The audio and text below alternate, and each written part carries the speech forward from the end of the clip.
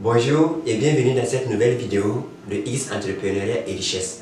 Comme vous le savez, notre devise à tous, condamné à réussir.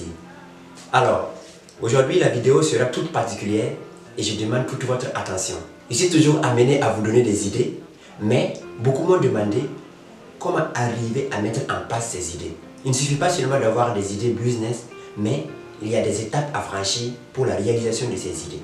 Pendant la phase de création de l'entreprise, l'entrepreneur est confronté à plusieurs situations qu'il doit gérer simultanément.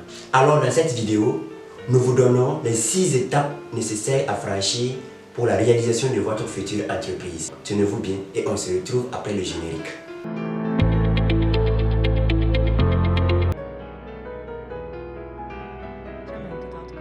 Première étape, la formalisation de l'idée.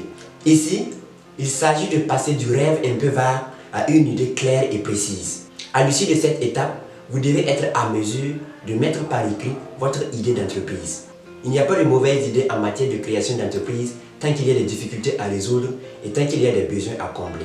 À ce propos, il existe alors plusieurs outils sur le net que vous pouvez utiliser pour évaluer votre idée d'entreprise. Il existe 2 facteurs qui amènent plusieurs entrepreneurs à laisser tomber leur idée d'entreprise. D'abord, il y a le caractère trop innovant de leur idée et ensuite, il y a l'envie de créer sans avoir un but et un projet précis. Alors, bien avant de lancer votre idée d'entreprise, vous devez vous poser 2 questions. Quelle est la capacité de votre futur client à accepter votre idée d'entreprise? Et puis, quelle est sa valeur ajoutée par rapport à l'offre déjà existante? Deuxième étape, l'approche du marché. L'étude du marché est une étape très importante dans la réalisation de votre future entreprise.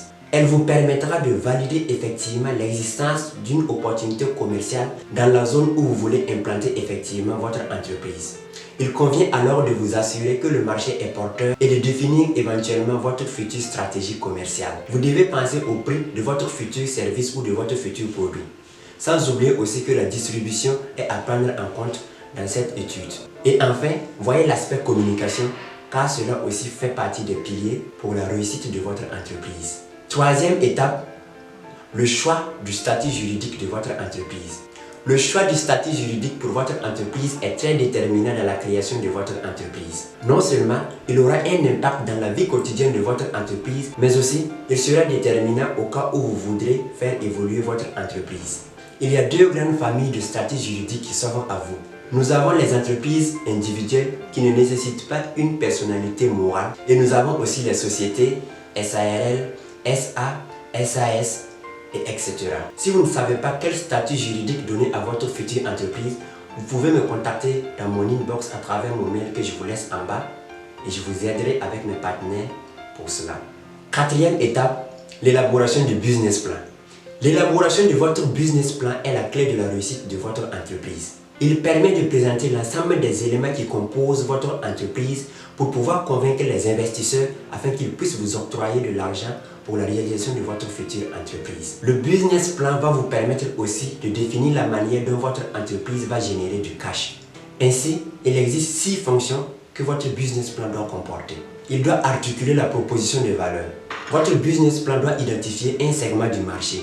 Il doit aussi définir la structure de la chaîne de valeur de votre entreprise.